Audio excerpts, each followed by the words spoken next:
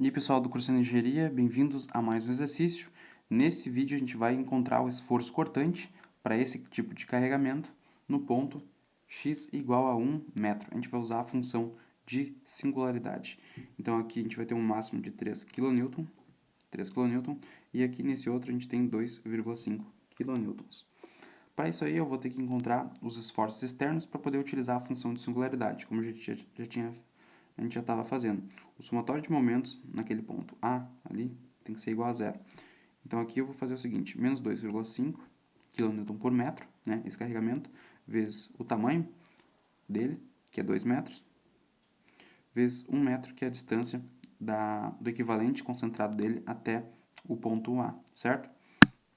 Menos 3, agora essa parcela aqui, menos 3 kN por metro, vezes 2 metros, que é o tamanho onde ele está sendo aplicado. Eu vou ter que dividir por 2, porque a gente tem um carregamento triangular, vezes a distância que ele está até nosso ponto A. Isso aqui vai ser 2,6 metros, que é essa distância 2 mais 0,6 metros, mais 1/3, que é o carregamento equivalente dele vai ser aplicado a 1/3 dessa altura de 2 metros, desse tamanho de 2 metros, certo?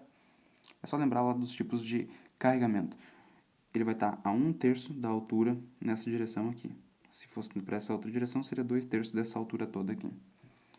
Isso aqui também a gente vai ter que adicionar RD vezes 4,6 metros, que é onde está sendo esse RD, está fazendo um momento positivo e ele está a 4,6 metros de distância desse ponto A, certo? Somatório de momentos, então a gente vai tirar que o nosso RD é igual a 3,2174 kN.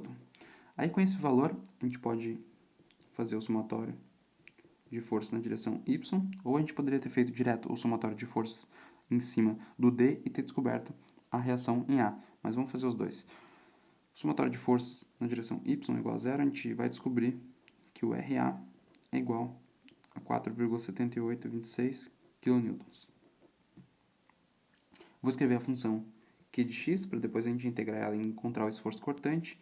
A gente vai ter RA, x menos 0, na menos 1, menos 2,5, carregamento constante, x menos 0, o expoente é 0, mais 2,5, x menos 2, expoente é 0, menos, olha só, menos, o carregamento para baixo é menos, né?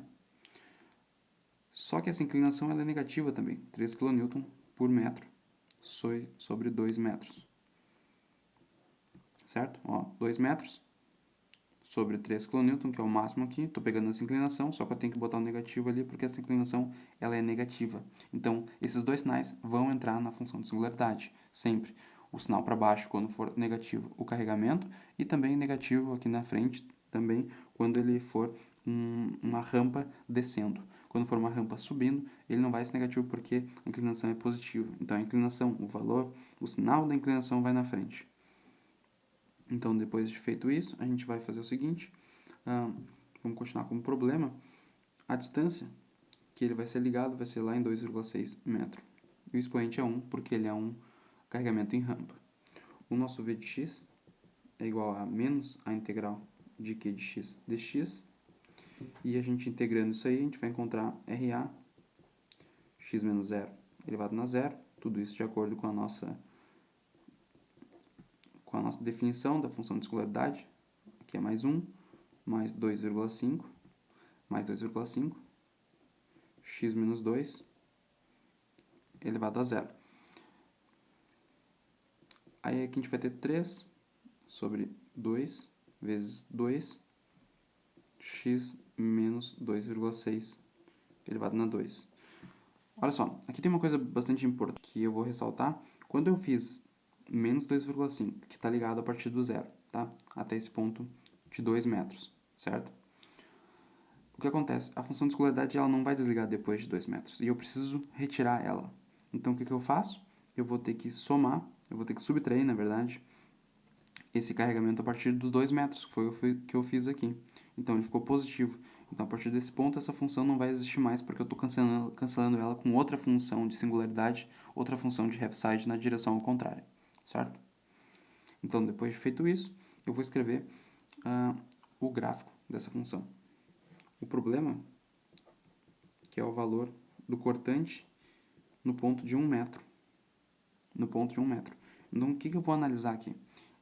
Eu vou analisar a função até 1 metro. Eu tenho toda a função para todo o carregamento, mas eu vou fazer de 0 até 1 metro. Só que olha só, de 0 a 2 metros, nesse caso aqui, eu vou ter os valores de menos RA e mais 2,5x. Isso aqui vai ser o cortante de 0 a 2 metros. Eu quero saber o cortante quando x é igual a 1 metro.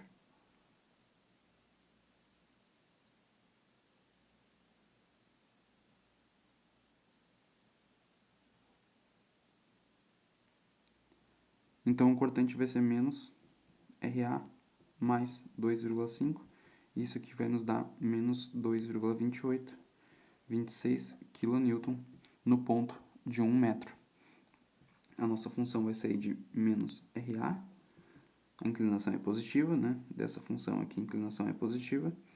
E ela vai ter o valor aqui em 1 metro. Esse valor que a gente encontrou de menos 2,283. Certo? Então a gente encontrou o valor que a gente queria no ponto onde o problema estava pedindo, de 1 metro. A gente encontrou toda a função de singularidade para todo o carregamento em toda a viga, mas a gente encontrou já direto, não precisava fazer tudo isso, mas só para a gente ter uma noção, né? Então, de 0 a 2 metros, essas duas funções existem, essa aqui ainda não existe, ela vai começar a existir a partir daqui, e essas duas funções já existem.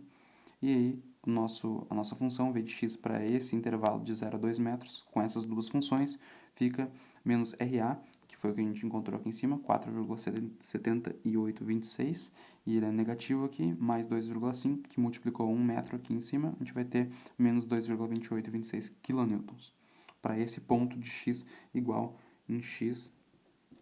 a 1 metro. Beleza? Então, esse aí tem que cuidar bastante esses tipos de função de singularidade, se for utilizar. Aqui é bem mais fácil, né? Eu sempre acho bem mais fácil, dependendo. Eu só uso o método das seções quando é um caso bem fácil mesmo de fazer só um corte ou dois no máximo. Mas quando é vários cortes, eu uso a função de singularidade. Então, para usar a função de singularidade, são algumas coisinhas que tem que ir pegando, mas esse carregamento v de x aqui, pode ver, a gente vai ter que descontar.